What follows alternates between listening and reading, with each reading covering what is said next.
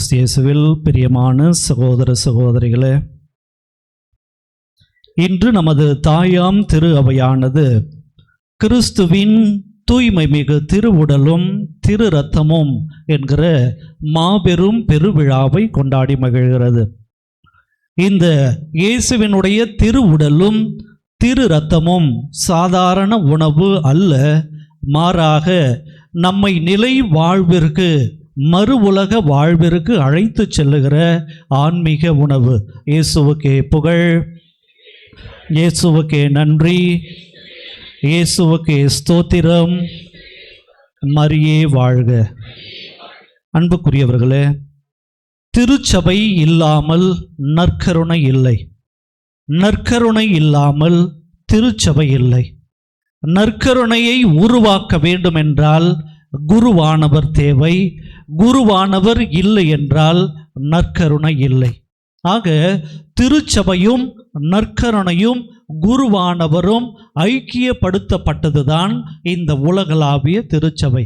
அன்புக்குரியவர்களே, 8ஆம் நூற்றாண்டிலே ரோம் நகரிலே லான்சியோனா என்ற பகுதியில் இருக்கிற ஒரு தேவாலயத்தின் பெயர் புனித லெகன்சியானா மற்றும் தொமினிசியானோ என்கிற ஒரு பேராலயம். அந்த பேராலயத்திலே இப்படி காலை வேளையிலே ஒரு திருப்பலியை பசிலிக்கா என்கிற ஒரு பகுதியில் இருக்கிற ஒரு துறவியானவர் அந்த திருப்பலியை நடத்தி கொண்டிருக்கிறார். அந்த குருவானவருக்கு ஒரு சந்தேகம். அது என்னவென்றால், நான் 14-15 ஆண்டு காலம் இந்த குருவாக மாற வேண்டும் என்று பயிற்சி எடுத்து குருவானவராகவும் மாறிவிட்டேன். ஆனால் இந்த சாதாரண அப்பமும் சாதாரண திராட்சை ரசமும் உயர்த்தி பிடிக்கப்பட்டு வசீகர வார்த்தையை சொல்லுகிற பொழுது, இந்த சாதாரண கோதுமை மணிகளால் செய்யப்பட்ட அப்பமும் திராட்சை ரசம் நிறைந்த அந்த கிண்ணத்தில் இருக்கிற ரசமும் உண்மையாகவே இயேசுவினுடைய உடலாகவும் இரத்தமாகவும் மாறுகிறதா, அல்லது இது ஒரு கட்டுக்கதையா என்கிற ஒரு சந்தேகம் அவருக்குள்ளாக இருந்து கொண்டே இருந்தது. அந்த திருப்பலியை நிறைவேற்றி கொண்டிருந்த பொழுதும் அவர் அப்பத்தை எடுத்து, இது என் உடல் என்கிற மாபெரும் வசீகர வார்த்தையை சொல்லுகிறார்.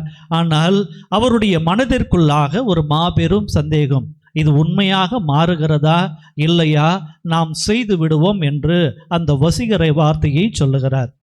மீண்டுமாக ரசம் நிறைந்த கிண்ணத்தை எடுக்கிறார், வானோக்கி உயர்த்தி பிடித்து, இது என் இரத்தம் என்கிற வசீகர வார்த்தையை சொல்லுகிறார்.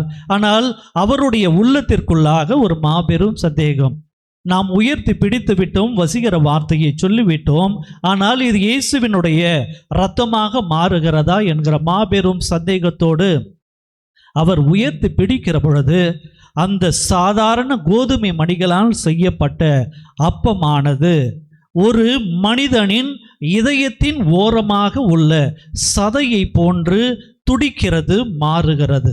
அதே போன்று அந்த ரசம் நிறைந்த கிண்ணத்தை எடுத்து அவர் வசீகர வார்த்தையை சொன்ன மாத்திரத்திலேயே அந்த ரசம் நிறைந்த அந்த கிண்ணத்திலிருந்து உயிருள்ள மனிதனினுடைய இரத்தம் போன்று வழிந்தோடி அந்த பீடத்தை நிரப்புகிறது.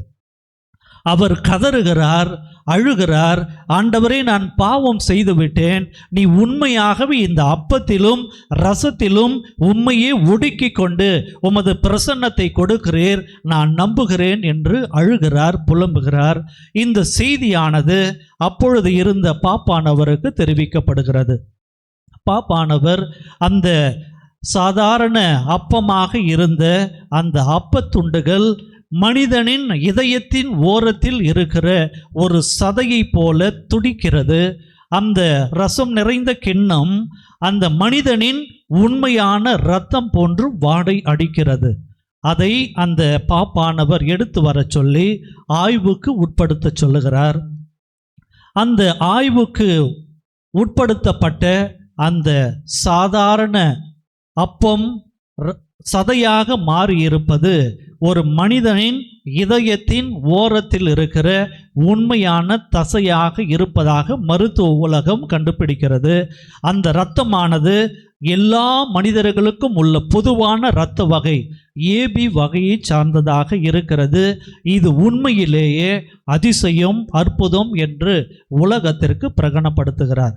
அன்புக்குரியவர்களே, நாம் வழிபடுகிற, நாம் ஆராதிக்கிற இந்த ஆண்டவர் ஒரு கல்லோ மண்ணோ பூச்சோ புழுவோ அல்ல.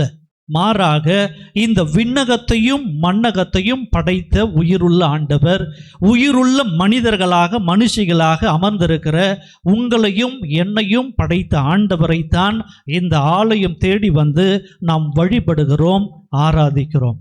அன்புக்குரியவர்களே, இந்த திருவுடல் திரு ரத்தம் இதை நாம் ஏன் உண்ண வேண்டும், அதை உண்டால் என்ன நடக்கும் என்று விவிலிய பின்னணியிலே நாம் பார்க்கிற பொழுது, பழைய ஏற்பாட்டிலே பழைய இஸ்ராயல் மக்களை தந்தையாம் கடவுள் மிகவும் அன்பு செய்தார்.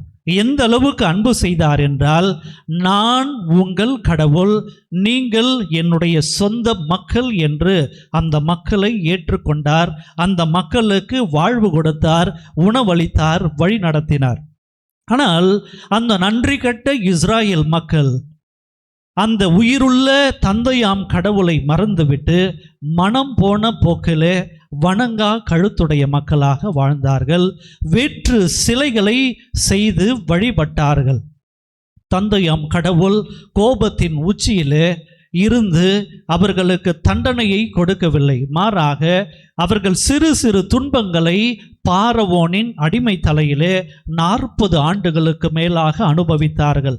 இருந்தாலும் அந்த துன்பங்களையும் தாங்கிக் கொள்ளாமல் தந்தையாம் கடவுள் அவர்களை மீட்டெடுப்பதற்காக மோயிசனையும் ஆரோனையும் பார்வோன் இருக்கிற மன்னன் ஆண்ட பகுதிக்கு அனுப்புகிறார். அங்கு அனுப்பி அந்த இஸ்ராயல் மக்கள் கடினப்படுகிறார்கள், கஷ்டப்படுகிறார்கள் என்று சொல்லி பார்வோனின் மன்னனிடத்திலிருந்து மீட்டெடுத்து பாலும் தேனும் பொழிகிற கானான் தேசத்திற்கு மோயிசனானவன் அழைத்து செல்லுகிறார். அப்பொழுதும் இந்த அடங்காப்பிடாரிகளாக இருந்த இஸ்ராயல் மக்கள் மோயிசனுக்கு எதிராக முணுமுணுக்கிறார்கள், கடவுளை பழித்துரைக்கிறார்கள். ஆனாலும் அவர்கள் கால் நனையாமல் செங்கடலை கடந்து போகச் செய்து கானான் தேசத்தை அடைகிறார்கள். கானான் தேசத்தை அடைந்தும் அவர்கள் ஆண்டவரை மறுதலித்து வாழுகிறார்கள். அப்படி இருந்தாலும் மக்கள் உண்பதற்காக வானிலிருந்து மன்னாவையும் காடையையும் பொழிந்து மக்கள் வயிறார உண்ணுகிறார்கள், மகிழ்ச்சியாக இருக்கிறார்கள். ஆனால் மன்னாவை உண்டவர்கள், அந்த காடையை உண்டு ருசித்தவர்கள் மாண்டு போனார்கள். இதுதான் பழைய ஏற்பாடு. ஆனால் புதிய ஏற்பாட்டிலே விண்ணகத்திலிருந்து இறங்கி வந்த உயிருள்ள உணவு நானே. என்னை எவரெல்லாம் உண்ணுகிறார்களோ, என்னுடைய சதையை யாரெல்லாம் உண்கிறார்களோ, என்னுடைய இரத்தத்தை யாரெல்லாம் குடிக்கிறார்களோ அவர்கள் நிலை வாழ்வு பெறுவார்கள் என்று தந்தையாம் கடவுள் தன்னுடைய ஒரே மகனை விண்ணகத்திலிருந்து மண்ணகத்திற்கு அனுப்புகிறார்.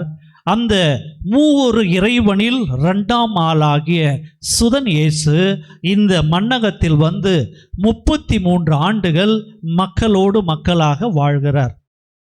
வாழ்ந்த அந்த இறைவன் பாவம் தவிர மற்ற அனைத்திலையும் நம்மை போன்று வாழ்ந்தார். ஆனால் இந்த ஆட்சியாளர்கள், ரோமை அரசாங்கத்தார், ஏன் இயேசுவினுடைய சொந்த மக்கள் யூதர்கள் கூட அவரை ஏற்றுக்கொள்ளவில்லை. அவரை சிலுவை சாவுக்கு ஒப்பு கொடுக்கிறார்கள். இதில்தான் நம்முடைய இன்றைய விழா மிகவும் முக்கியமானதாக கருதப்படுகிறது. அந்த சொந்த மக்கள் யூத மக்களும் அந்த ஆட்சியாளர்கள் ரோமை ஆட்சியாளர்களும் சேர்ந்து இயேசுவுக்கு மரண தண்டனை கொடுக்கிறார்கள். மரண தண்டனை என்பது மிகப்பெரிய பழிபாவம் செய்பவர்களுக்கு கொடுக்கப்பட வேண்டிய மிகப்பெரிய தண்டனை. ஆனால் இயேசு ஆண்டவர் ஒரு பாவம் செய்யாதவர், யாருக்கும் துரோகம் இழைக்காதவருக்கு மரண தண்டனை கொடுக்கப்படுகிறது.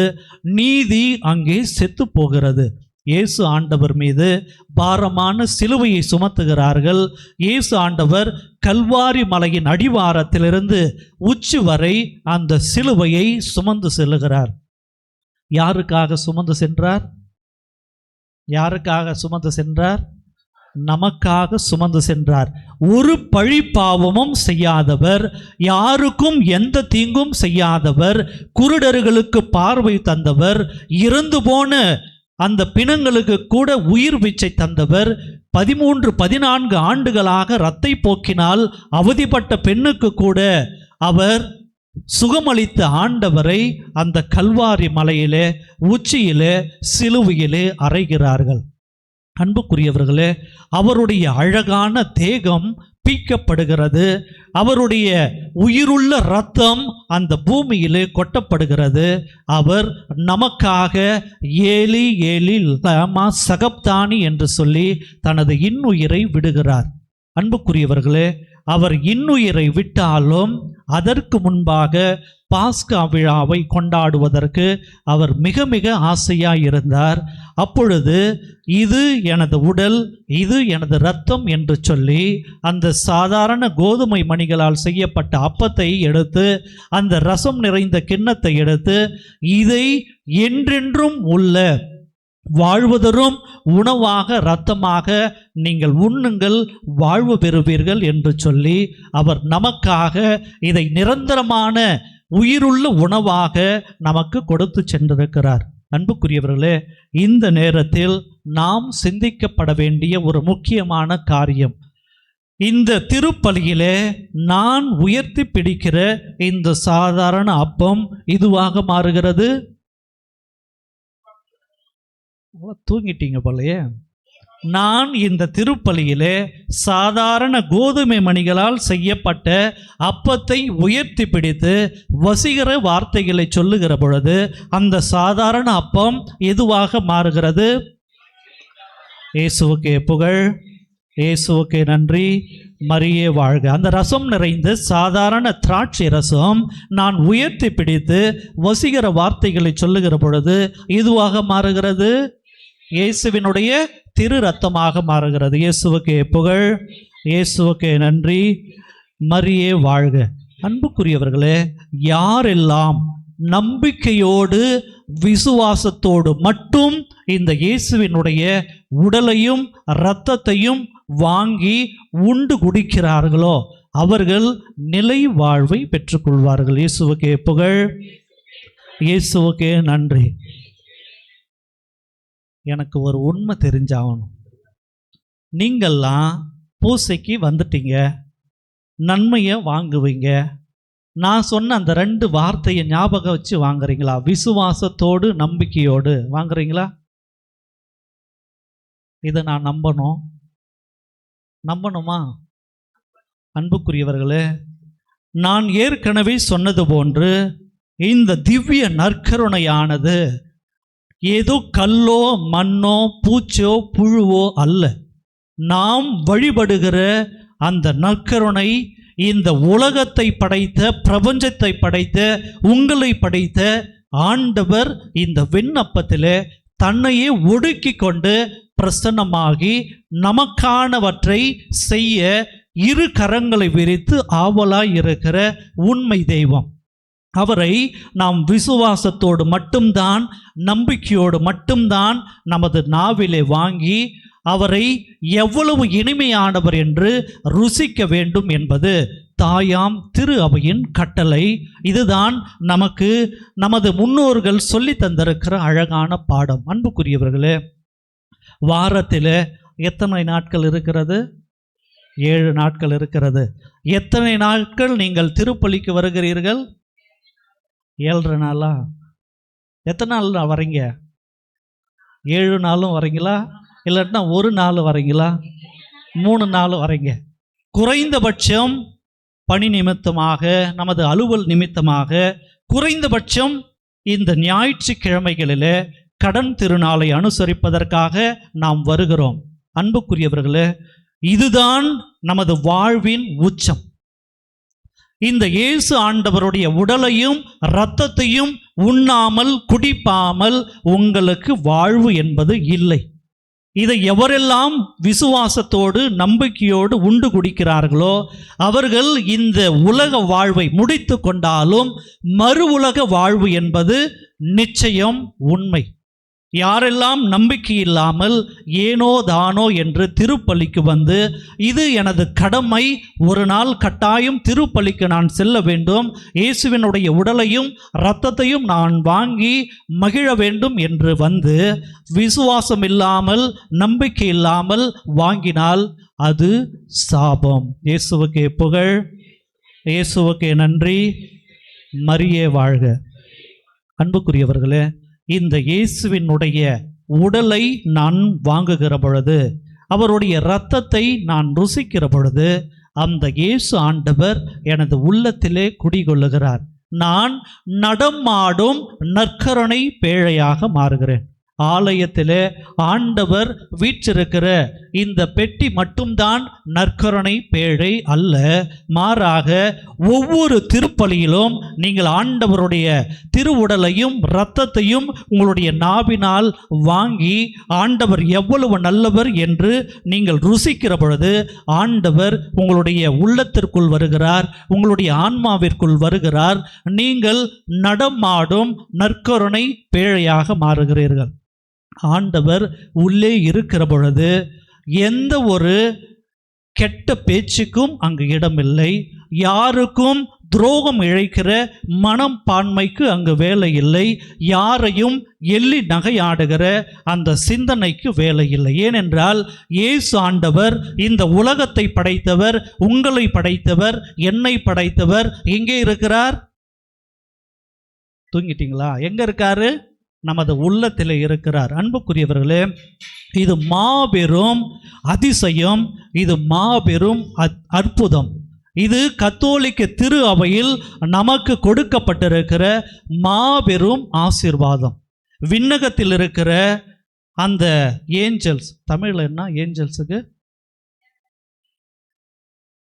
சம்மனசுகள் அல்லது வானதூதர்கள். வானதூதர்களும் சம்மனசுகளும் ஒரு காரியத்தை குறித்து அவர்கள் கடுப்பாகுகிறார்கள் என்றால், இந்த மனிதர்கள் பாவம் செய்து கொண்டிருக்கிறார்கள். அவர்களுக்கு கூட இந்த மூவொரு இறைவன் இயேசு ஆண்டவருடைய உடலையும் இரத்தத்தையும் உண்டு குடித்து மகிழ்வதற்கு வாய்ப்பு கொடுத்திருக்கிறார். ஆனால் விண்ணகத்தில் இருக்கிற எங்களுக்கு அந்த வாய்ப்பு கிடைக்கவில்லை என்று அந்த விண்ணவர்கள் ஒரு நிலையிலே அவர்கள் சோகமாகிறார்கள் என்றால் இந்த ஒரு கருத்திற்காகத்தான் என்று வரலாறு சொல்லுகிறது. அன்புக்குரியவர்களே, நீங்களும் நானும் கொடுத்து வைத்தவர்கள். இந்த உலகத்திலே வாழ்கிற பொழுது யாரும் சம்மனசுகள் அல்ல, யாரும் புனிதர்கள் அல்ல. எல்லோரும் யார்தான்? பாவிகள் தான். பாவி மட்டும் அல்ல, பெரும் பாவிகள். நாமெல்லாம் யாரு? பெரும் பாவிகள். இருந்தாலும் நீங்கள் எந்த நிலையில் இருந்தாலும் உங்களுடைய நாவிலே வந்து உங்களுடைய உள்ளத்திலே அவர் நிரந்தரமாக குடிக்கொள்ள ஆசைப்படுகிறார். நாம் எல்லாம் கொடுத்து வைத்தவர்கள். உண்மையாகவே நாம் எல்லாம் பாக்கியவான்கள். அன்புக்குரியவர்களே, இந்த திருவிழா நமக்கு சொல்லி தருகிற பாடம் என்னவென்றால், இனி வருகிற நாட்களிலே இதுவரை நாம் ஆண்டவர் இயேசுவின் உடலையும் இரத்தத்தையும் ஏனோ தானோ என்று கடமைக்கு வாங்கியிருந்தாலும் ஆண்டவர் உங்களுடைய பாவங்களை மன்னிக்கிறார். இனி வருகிற ஒவ்வொரு திருப்பலியிலும் நீங்கள் கலந்து கொள்வதற்கு முன்பாக உங்களுடைய பாவங்களை ஏற்றுக்கொள்ளுங்கள். உண்மையாக இருக்கிற மூவொரு இறைவன் இந்த திருப்பலியின் மூலம் என்னுடைய உள்ளத்திலே வாசம் செய்ய போகிறார், என்னை வழி நடத்த போகிறார், என்னுடைய குடும்பத்தை ஆசீர்வாதங்களால் நிரப்ப போகிறார் என்கிற மனநிலையிலே வருவோம். திருப்பலியிலே பங்கு பெறுவோம். ஆசீர்வாதத்தை ஆண்டவர் மடி நிறைய அமுக்கி குலுக்கி தருவார். அதற்கான வரம் வேண்டி இந்த தெய்வீக திருப்பலியிலே அருள் வேண்டி மன்றாடுவோம். ஆமேன்.